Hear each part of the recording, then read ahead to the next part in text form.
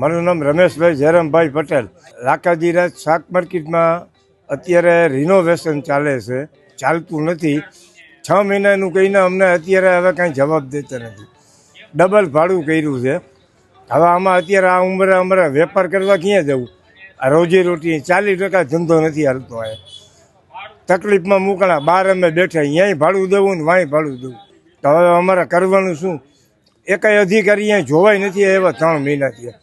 એ તકલીફ મોટામાં મોટી કે રિનોવેશન કરી. હવે અત્યારે કે 18 મહિના બીજા હતા, એટલે અમારે 2-3 વર્ષ ભૂલી જવાનું. હવે આમાં અમારે રોજી રોટીનું શું? સફાઈ કરી નાખે ને શિક્ષણ કરી નાખે ને વગર નોટિસે. તો અમારે કરવું શું અત્યારે?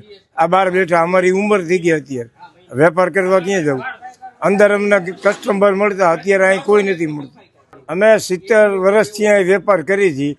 અત્યારે અમે મુસીબતમાં છીએ. કોઈ પણ જાતની અહીંયા સુવિધા નથી. અંદર એ કાંઈ દેતા નહોતા, તોય અમે ખાલી કરી નહીં. 6 મહિનાનું કહીને અત્યારે 18 મહિના કહીએ. કોઈ અધિકારી અહીંયા ડોકું મારવા નથી આવ્યું. 3 મહિનાથી આ બંધ છે માર્કેટ.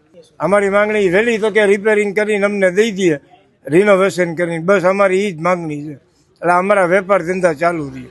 અહીંયા અમારી રોજી રોટી હાવ બંધ થઈ ગઈ.